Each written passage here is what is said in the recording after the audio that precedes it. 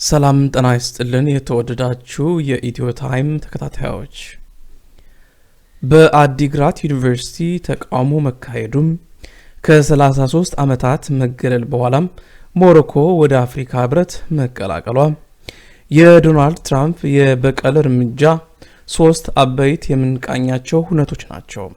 በተጨማሪም ለመልካም እንቅልፍ የሚጠቅሙ 5 ነጥቦችን እንነግራችኋለን። አብራችሁን ሁኑ።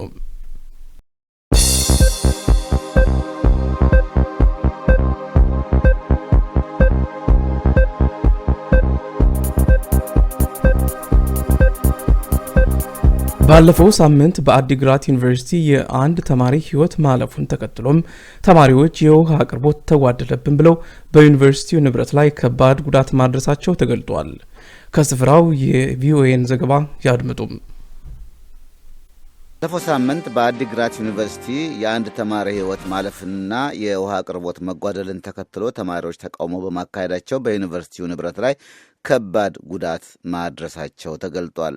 ዘጋቢያችን ግርማይ ገብሩ የሚመለከታቸውን የዩኒቨርሲቲውን የበላይ ኃላፊዎች ለማነጋገር ጥረት ቢያደርግም እንዳልተሳካለት ገልጦልናል። ነገር ግን ከዩኒቨርሲቲው ተማሪዎች መምህራንና ሰራተኞች ያገኘውን መረጃ በመያዝ በተጨማሪም የዩኒቨርሲቲው የተማሪዎች ህብረት ፕሬዝዳንት የሆነችውን ተማሪ ፍሬያት መረሳን በማነጋገር የሚከተለውን ዘግቧል። በአዲግራት ዩኒቨርሲቲ አንዳንድ ተማሪዎች ያነሱት ጥያቄ በዋነኝነት ከመጠጥ ውሃ አቅርቦት ጋር እንደሚያያዝ ተማሪዎች መምህራንና ሰራተኞች ይናገራሉ። ባለፈው ሳምንት ተማሪዎቹ በቀሰቀሱት አመጽም በዩኒቨርሲቲው ንብረት ላይ ከባድ ጉዳት ማድረሳቸው ተገልጿል። በተለይ የመጠጥ ውሃ ችግር ካለፉት 5 እና 6 ወራት ወዲህ እየባሰ መምጣቱን ስማቸውን መጥቀስ ያልፈለጉት የዩኒቨርሲቲው ሰራተኞች ይናገራሉ። ጉዳዩ በግምገማ ላይ መቅረቡን ገልጸው ቢሆንም በተገመገሙት የአመራር አባላት ላይ እርምጃ እንዳልተወሰደ ገልጸውልኛል። ይህ በእንዲህ እንዳለም የባዮኬሚካል ተማሪ መሞት በሚመለከት ተማሪዎቹ ካነሱት ጥያቄ ጋር ተያያዥነት እንደሌለውና ተማሪው በህመም ምክንያት መሞቱን ምንጮቹ ገልጸውልኛል። በዩኒቨርሲቲው ተፈጽሟል ስለተባለው ተቃውሞ በሚመለከት የዩኒቨርሲቲው የአመራር አካላትን ለማነጋገር በተደጋጋሚ ስልክ ደውዬ ላገኛቸው አልቻልኩም። የዩኒቨርሲቲው ፕሬዝዳንት ዶክተር ዛይድ ነጋሽ፣ ምክትላቸው ዶክተር አለም መብራቱ ለተደጋጋሚ ስልክ ጥሪና የጽሑፍ መልእክት መልስ ሊሰጡ አልቻሉም። የዩኒቨርሲቲው የህዝብ ግንኙነት ኃላፊ አቶ ዮሐንስ ስልክ ደውዬ ስለ ጉዳዩ ጠይቄያቸው ተቀጣጥረን እሳቸውን በተመሳሳይ ስልካቸውን ሊያነሱ አልቻሉም። ከዚህም በመነሳት የዩኒቨርሲቲው የተማሪዎች ህብረት ፕሬዝዳንት ተማሪት ፍሬያት መረሳን አነጋግሬያለሁ። በእርግጥ የሞተ ተማሪ አለን። ሆኖም ግን የሞተው ተማሪ ከነሳው ችግር ጋር በተያያዘ አይደለም። ተማሪው እንደታመመ ተደውሎልን ወደ ዶርም ሄደን በአምቡላንስ ነው ወደ ሆስፒታል የወሰድነው። ከዛ በፊትም ይታመም እንደነበረ ብዙ ችግር እንደነበረበት ክላስም እንደማይገባ ነው ክላሱ ተማሪዎችና የዶርሙ ተማሪዎች የነገሩ። በአስቸኳይ ወደ ሐኪም ቤት ይዘነው ሄደናል። ሆኖም ግን ልጁ ሊተርፍ አልቻለም። ከዛ በኋላ ማኔጅመንቱም እዛ ተገኝቶ የተማሪዎች ህብረትም አባላት ነበሩ። አንድ ተማሪ ፈተና ሰዓት ላይ ነን አሁን እንዳጋጣሚው ነው ፈተና የሌለው ተማሪ የህብረቱ አባል ነበረን። ከሱ ጋር አያይዘን ወደ አገር ቤት ሸኝተናል። ምንድነው ያደረጉት ተማሪዎቹ? ተማሪዎቹ ትንሽ ብዛትም ነበራቸው። የሆነ በውሃ ችግር ምክንያት ጥያቄ አንስተው ነበር እና ጥያቄ ወዳልተፈለገ ነገር ነው ያመራው። ኦልሬዲ ግን የዩኒቨርሲቲው ማኔጅመንት እና እዛ ያሉ አካላት ተገኝተው ነገሩ እንዲረጋጋ ተደርጓል። በዩኒቨርሲቲ ውስጥ ግን የመጠጥ ውሃ ችግር አለ? ከዚህ በፊት የመጠጥ ውሃ ችግር ነበረን። ቁፋሮም ተደርጎ ውሃ በአግባቡ እንድናገኝ ተደርጎ ነበር። አንዳንድ ጊዜ ደግሞ የውሃ ማቋረጥ ችግር ያጋጥማል። በዩኒቨርሲቲው ንብረት ላይ የደረሰው ጉዳት ምን ይመስላል? በዩኒቨርሲቲው ላይ እንደነበረው በጣም መጥፎ ነገር ይፈጠር ነበር። ግን ማኔጅ መደረግ ስለተቻለ ካፌዎቹ በራቸው ይሄ መስታወታቸው አንዳንድ ካፌዎች ተሰብረዋል። ቤተ መጽሐፍት ደግሞ አንድ ቤተ መጽሐፍትን ደግሞ የሆነ ትንሽ ጉዳት ደርሶበታል። በተፈጠረው ችግር ከአዲግራት ዩኒቨርሲቲ ተማሪዎች የታሰሩ ተማሪዎች እንዳሉም ይገለጻል። ስለዚህ ምን ትያለሽ? የታሰሩ ተማሪዎች ላይ አሁን እሱ ኢንፎርሜሽን የለንም። የታሰሩ ያሉ ግን አይመስለንም። እንደኛ እንደ ህብረቱ ተማሪ ታስሯል ብለን አናምንም። ቢታሰር ኑሮ ያኔ ተይዘው ነበር የሚሄዱት። ተማሪ አረጋግተን ነው ወደ የዶርሙ የገባው። አሁን ሁኔታው በምን ደረጃ ላይ ይገኛል? አሁን ሰላማዊ የመማር ማስተማር ሁኔታው እንደቀጠለ ነው። ፈተናም በስነ ስርዓቱ ተማሪ እየተፈተነ ነው ያለው። የተማሪዎች ህብረት ሰብሳቢ ፍሬያት መረሳ፣ በጣም ነው የማመሰግንሽ። እኔም በጣም አመሰግናለሁ። ለአሜሪካ ድምጽ ግርማይ ገብሩ ከመቀለም። ሞሮኮ ከ33 ዓመታት ቆይታ በኋላም ወደ አፍሪካ ህብረት ተመለሰች። ሞሮኮ እንደ አውሮፓውያን አቆጣጠር በ1984 ራሷን ከወቅቱ የአፍሪካ አንድነት ድርጅት በይፋ አግልላ ነበር። የያኔው የአፍሪካ አንድነት ድርጅት ሞሮኮ ግዛቴ የምትላትን ሰሃራዊ ዲሞክራቲክ አረብ ሪፐብሊክን በአባልነት መቀበሉ ራሷን ለማግለሏ ምክንያት ነበር። ይህን ተከትሎ ሞሮኮ የአፍሪካ አባል ሀገር ያልሆነች ብቸኛ ሀገር ሆና ለ33 ዓመታት ቆይታለች። ባለፈው ሐምሌ ወር በሩዋንዳ መዲና ኪጋሊ በተካሄደው የአፍሪካ ህብረት የመሪዎች ጉባኤ ላይም ሞሮኮ ዳግም ወደ ህብረቱ ለመመለስ ጥያቄውን በይፋ አቅርባ ነበር። የህብረቱ መሪዎች ጉባኤም የሞሮኮን የመመለስ ጥያቄ ካጤነውና ከተከራከረ በኋላ ትላንት ማምሻውን አባል አድርጎ ተቀብሏታል። ሞሮኮ ከ53ቱ የአፍሪካ ህብረት አባል ሀገራት የ39ን ድጋፍ ስታገኝ ከአልጄሪያና ደቡብ አፍሪካ ደግሞ ተቃውሞ ገጥሟታል። ሞሮካውያንም ድጋሚ ወደ አፍሪካ ህብረት በመቀላቀላቸው ደስታቸውን ገልጸዋል።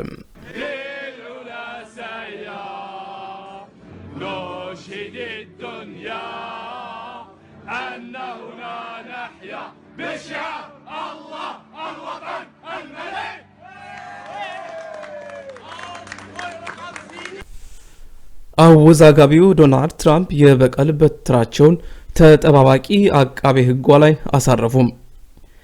ከ7 የእስልምና ሀገራት ዜጎች ወደ ዩናይትድ ስቴትስ እንዳይገቡ እንዲሁም አጠቃላይ የማስፈር ወይም ኢሚግሬሽን ሂደት እንዲቋረጥ ቀጭን ትዕዛዝ ያስተላለፉት አዲሱ የልዕለ ኃያሉ ሀገር ፕሬዝዳንት ዶናልድ ትራምፕ የሀገሪቱን ተጠባባቂ አቃቤ ህግ ሳሊ የስንን ይህ ህግ ጸረ አሜሪካዊና የአሜሪካን እሴት የማያንጸባርቅ በመሆኑ ተግባራዊ አላደርግም እንዲሁም እንዲከበር ጠበቃ አልቆምም በማለታቸው በሰዓታት ልዩነት ዶናልድ ትራምፕ የበቀል በትራቸውን አሳርፈውባቸዋል። በቀለኛውና ነውጠኛው ትራምፕ ህጉን ካላስከበርሽ መንገዱን ጨርቅ ያድርግልሽ በማለት አባረዋቸዋል። አቃቤ ህግ ሳሌን በባራክ ኦባማ አስተዳደር የተመረጡ ሲሆን አዲሱ ፕሬዝዳንት ሌላ አቃቤ ህግ እስኪመርጡ በተጠባባቂነት እየሰሩ ነበር። ብዙዎቹ ጀግና ብለው ሲጠሯቸው፣ የትራምፕ አስተዳደር ደግሞ ከሃዲ ብለዋቸዋል።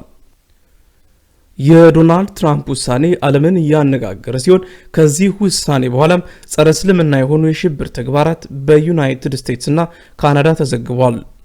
በካናዳ አንድ አፍቃሪ ትራምፕ ተማሪ በመስጂድ ባደረሰው የተኩስ ርምታ የ6 ግለሰቦች ህይወት ሲጠፋ 9 ደግሞ መቁሰላቸው ተነግሯል። ከወደ ቴክሳስ የተሰማው ዜና ደግሞ እንደሚያሳየው አንድ መስጂድ ሙሉ በሙሉ በእሳት ተቃጥሏል። የቀድሞ ፕሬዝዳንት ባራክ ኦባማ ዝምታቸውን በመስበር በተለያዩ አቅጣጫዎች ማህበረሰቡ በተለይም አሜሪካውያን የሚያደርጉትን ተቃውሞ በቃል አቀባያቸው በኩል አወድሰዋል። ማንም ሰው በእምነቱ ምክንያት መገለል እንደሌለበት በስንብት ንግግራቸው አጽንኦት ሰጥተው የተናገሩት ኦባማ ትራምፕ አሻፈረኝ ቢሉም ህዝቡ ግን እየታገለ ያለበትን መንገድ አድንቀዋል ሲል ሲኤንኤን ዘግቧል። አሁን ደግሞ ጥሩ እንቅልፍ ለመተኛት የሚጠቅሙ 5 ነገሮችን እንንገረው። እንደ ቡናና የመሳሰሉ የሚያነቃቁ ንጥረ ነገሮችን ከመተኛቶ 8 ሰዓት በፊት ባይወስዱ ይመከራል። ስልክዎን ወደ መኝታ ክፍሎ ይዘው ባይገቡ ይመረጣል። ምክንያቱም የስልካችን ብርሃንና የምንመለከታቸው መረጃዎች አእምሮአችንን ስለሚያነቃቁ። ከመተኛታችን በፊት ተለምዳዊ ተግባሮችን መፈጸም፣ ለምሳሌ ጸሎት። እንቅልፍ አልወስድ ካለ ወደ ሌላ ክፍል በመሄድ አእምሮንና አካልን የሚያዝናና እንቅስቃሴ ያድርጉ። እንቅልፍ ካልወሰዶ ከ30 ደቂቃ በላይ አልጋ ላይ መቆየት አይመከርም። ይህንንም አድርጎ እንቅልፍ አልወስድ ካልዎት ትኩረቱን የሚሰበስብ እንደ ቁጥር ከታች ወደ ላይ መቁጠር የመሳሰሉ የሂሳብ ስሌቶችን ያድርጉ። ይህም ለእንቅልፍ አለመውሰድ ምክንያት የሆኑ ሐሳቦችን ከአእምሮአችን እንዲወጡ ያደርጋል። ለዛሬ ያዝናቸው አበይት እውነቶች እነዚህ ነበሩ። ከኛ ጋር ስለቆያችሁ እናመሰግናለን። በመጨረሻም በኬኔዲና በአሰፉ ደባልቄ ዜማ እንሰነባበት። ሰብስክራይብ ማድረግ አትዘንጉ። ሰላም።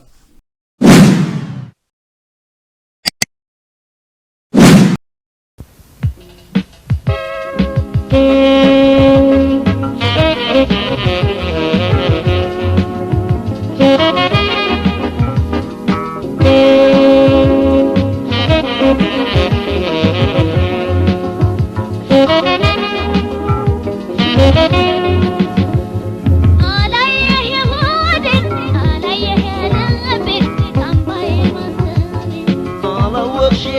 የኔ አላየሽ ጨርቄ ከዚያ መናፈቄ ባየኸው የሆዴ ባየኸው ያልቤ ላስታውሺው ተከዤ ላንሳልሽ ተከዤ የኔ ናፍቆቴ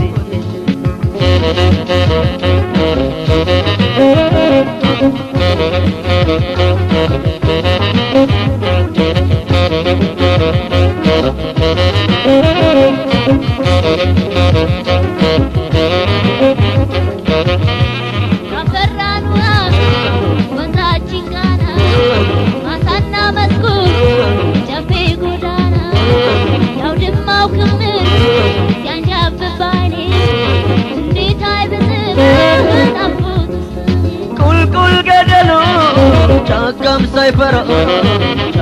ሳይፈራ ልቤ በሀሳብ ሲሻገር ጋራ ቀልቤን ለጅረት እየፈሰሰ ሆዴም ለካብ እየፈረሰ ብርቅም ናፍቆት እያስተከዘኝ እኔው ነኝ ባገር ፍቅር ያናወዘኝ ረተሆዴ ምነው ዘመዴ እኔ አይብስማ ባንቺባት እንዴ ጎዳ ናፈኩ አንጀቴ የኔንስ ማናየው ያንጀቴ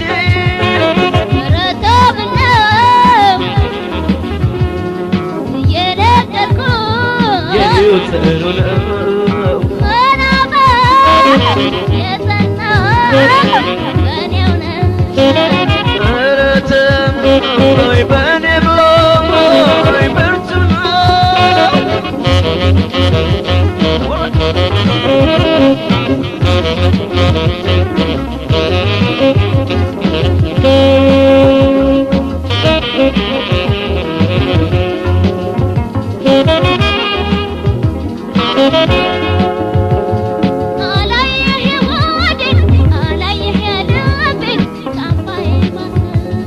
አላወቅሽው የኔ አላየሽው ጭንቄን ከዚያ መናፈቄ ባየኸው የሆዴ ባየኸው የልቤ ላስታውስሽ ተክዤ ላንሳልሽ ተክዤ የኔ ናፍቆት ይዤ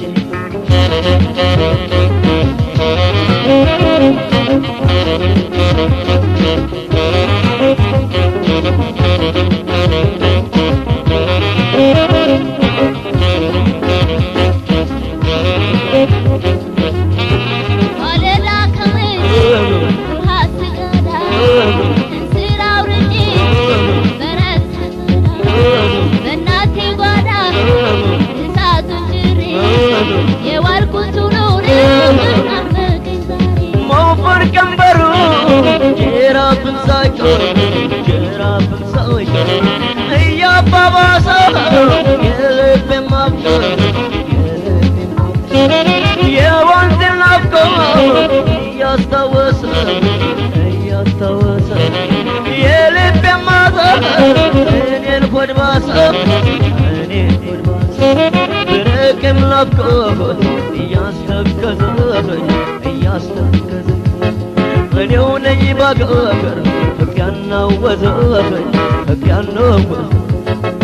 ረተሆዴ ምነው ዘመዴ ጋንግርቶ ባወስሽ እንዴ ትዝታ ጽኑ ነው ሆዴ እኔማ ስንታለ ከሞዴ ሰማማኔ ስከኔ ያለብኝ ናፍቆት አይበስም ከኔ ዘረታ ብርቱ ነው ወደኔ ምን ቻልሽ ከጎዳሽ እንደኔ ሰማማኔ ስከኔ ያለብኝ ናፍቆት አይበስም ከኔ ዘረታ ትዝታ ወደኔ ምን